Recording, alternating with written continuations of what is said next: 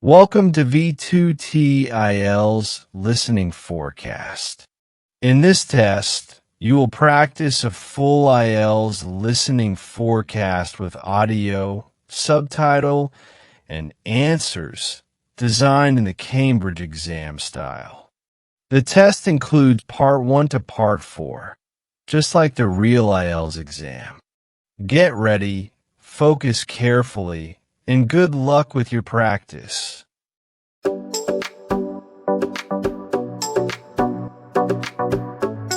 Now turn to Section 1.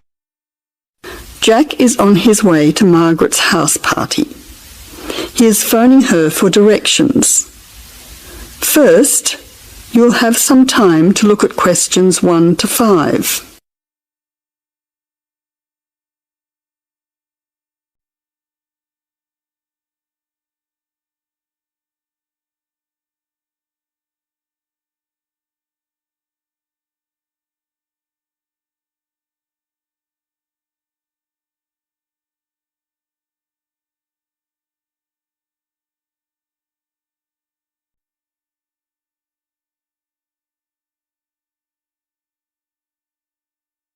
Now listen carefully and answer questions 1 to 5. Jack has got lost on his way to Margaret's party. He is phoning her for directions.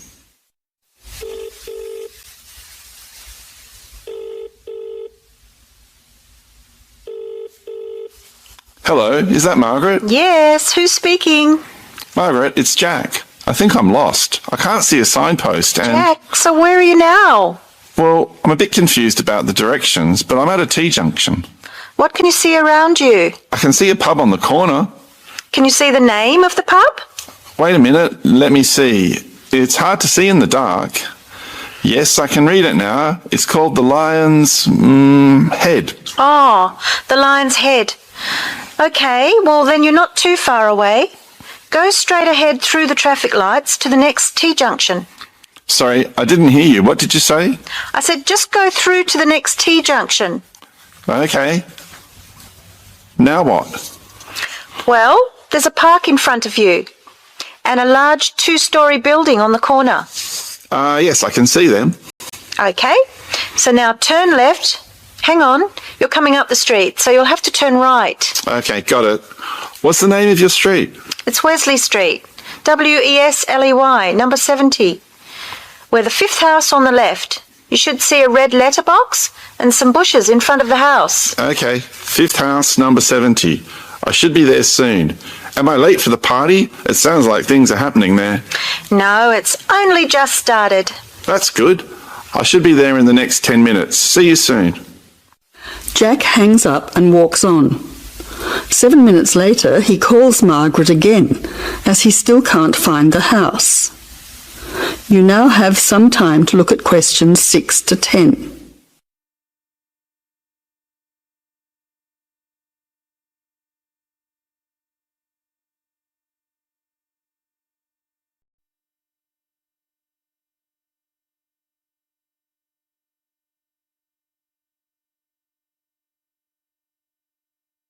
As you listen, answer questions 6 to 10. Who's speaking? Hi, Margaret. It's Jack again. Sorry to bother you. Listen, would you mind doing me a favour? Of course, what? Could you tell Mike I have got his camera? I've tried to send him a text message, but it's not going through. Oh, he's not here yet.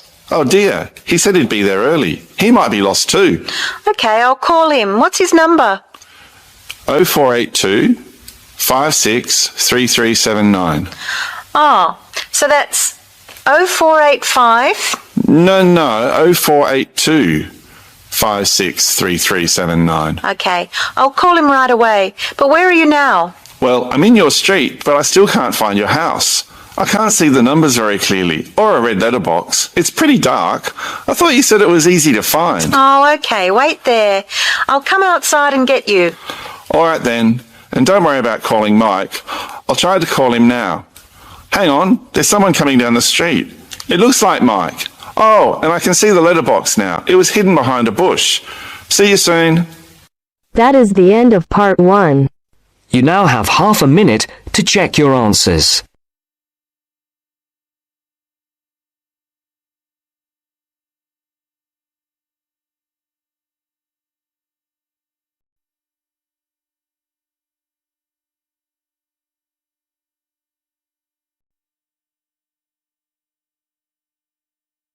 As you listen, answer questions 6 to 10. Who's speaking? Hi, Margaret. It's Jack again. Sorry to bother you. Listen, would you mind doing me a favour? Of course, what? Could you tell Mike I have got his camera? I've tried to send him a text message, but it's not going through. Oh, he's not here yet. Oh dear, he said he'd be there early. He might be lost too.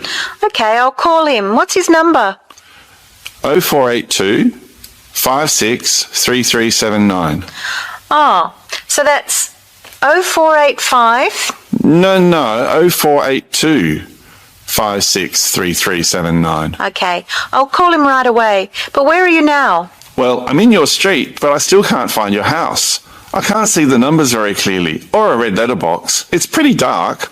I thought you said it was easy to find. Oh, okay, wait there. I'll come outside and get you. All right then, and don't worry about calling Mike. I'll try to call him now. Hang on, there's someone coming down the street. It looks like Mike. Oh, and I can see the letterbox now. It was hidden behind a bush. See you soon.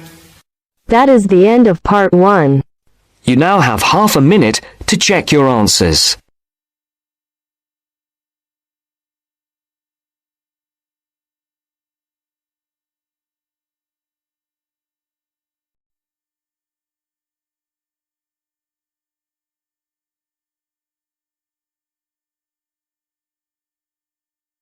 Now listen and answer questions 18 to 20.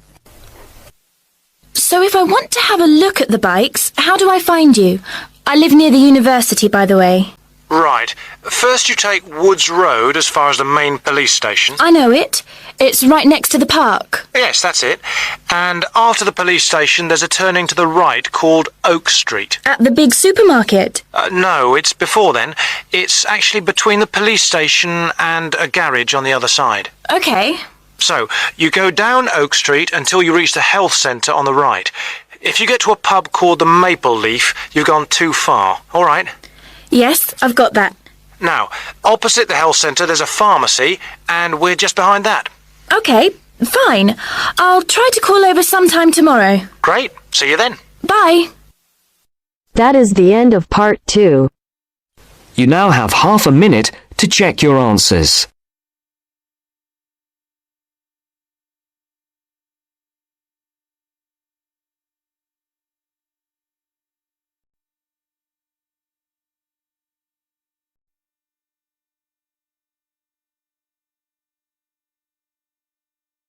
Now turns to part 3.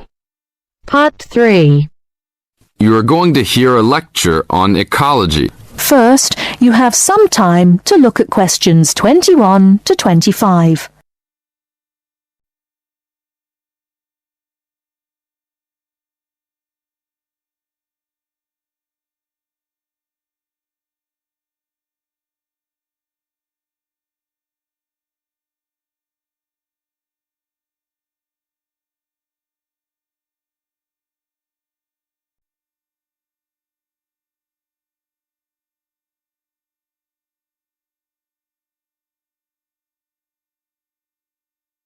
Now listen carefully and answer questions 21 to 25. Good afternoon. I'd like to turn it over to Dr. Carey, who will talk about the programme in restoration ecology. Thanks, Chris. A lot of people think that human beings can do whatever they want to the environment. But as Aldo Leopold taught, land is a system of interdependent parts which should be regarded as a community and not a commodity. Well, that idea has influenced what we teach here in our program, where students come from all over the world to learn about restoring native plant communities back into an ecologically natural state. This field is therefore a combination of formal science with practical applications, and that is quite attractive to many people. We have students, for example, from many different nations who come just to take part in this unique program. Our location is also quite unique. We have the world's oldest restored native plant community in Curtis Prairie at the Wisconsin Arboretum. Some say that this is proof that the science of restoration ecology was birthed in Wisconsin. Well, that may be oversimplified, but our reputation is strong. But students don't have to study prairies only. One student, Edmund Mukala from the Congo, came to study restoring ancient wetlands in the Congo using knowledge gained from historic samples of the soil seed bank. Not all the seeds survived, but some can remain dormant for many years. Mr. Mukala wanted to find out what type of community would be most similar to that ancient seed bank. He has recently returned to the Congo and is now cooperating with the government to implement his findings. Before you hear the rest of the talk, you have some time to look at questions 26 to 30.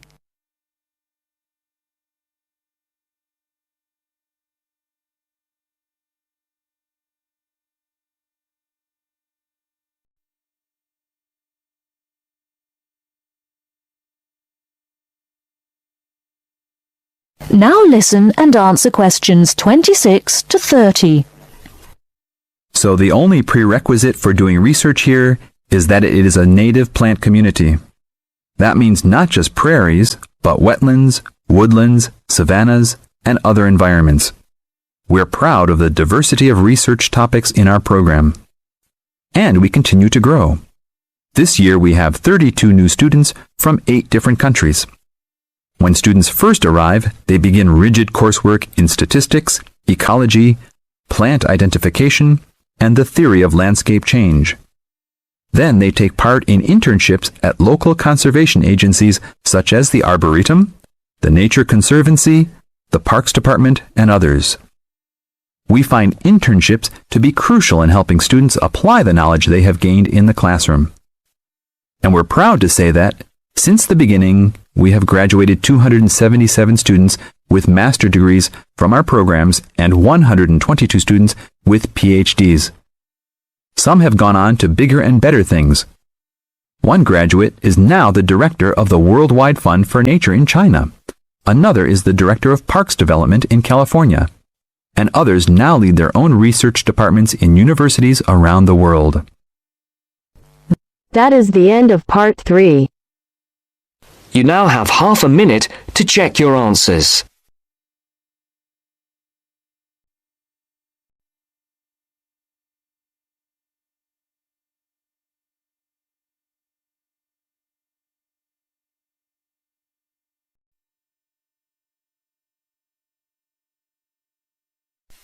Now turns to part 4.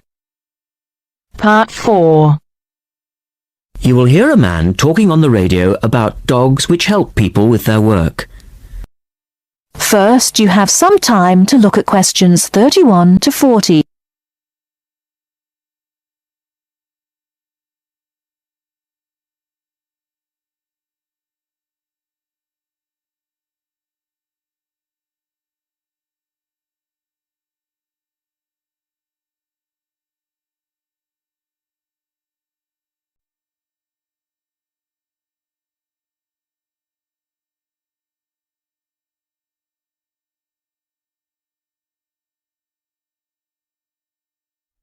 Now listen carefully and answer questions 31 to 40.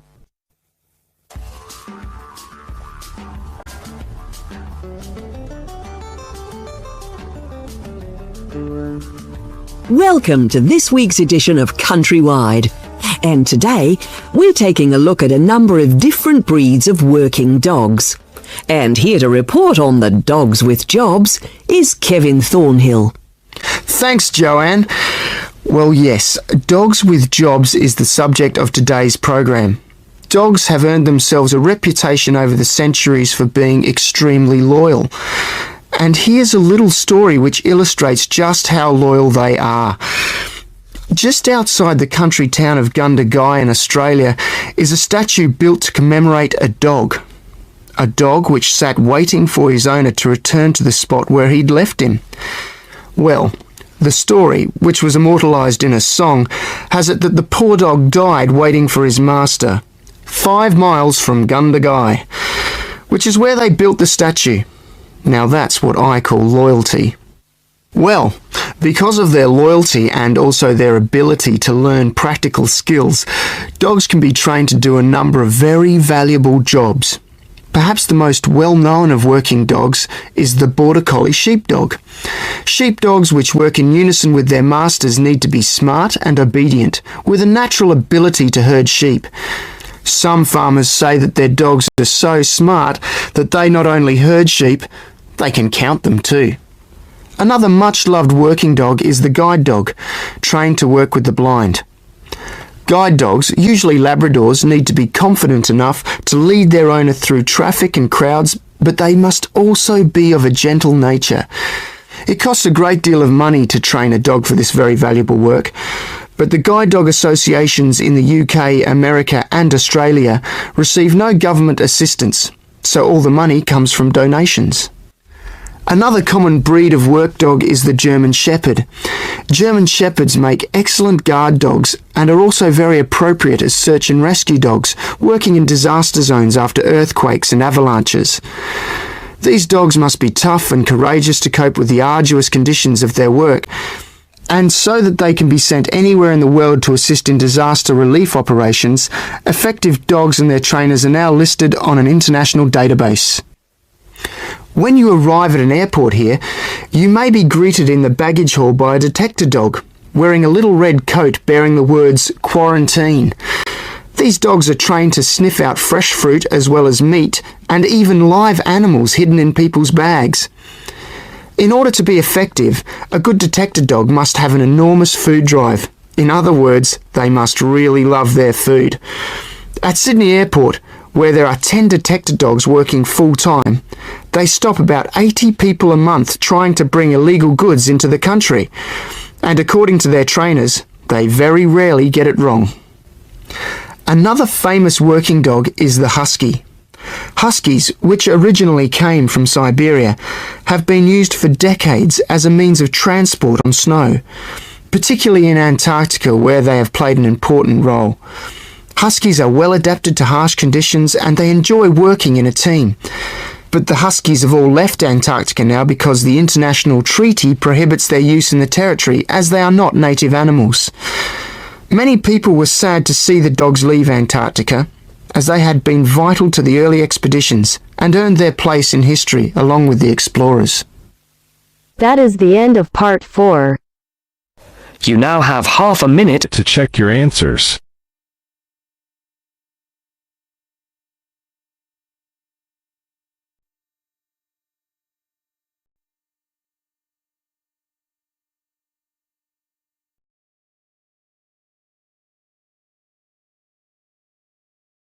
That is the end of the listening section. You now have 2 minutes to review your answers before the test automatically moves on to the next section. Please take this time to check your answers carefully. Make sure all your responses are recorded in the correct places. And review your spelling, grammar, and formatting. Once the time is up, the system will take you directly to the reading section. Please remain seated and stay focused. The next section will begin shortly.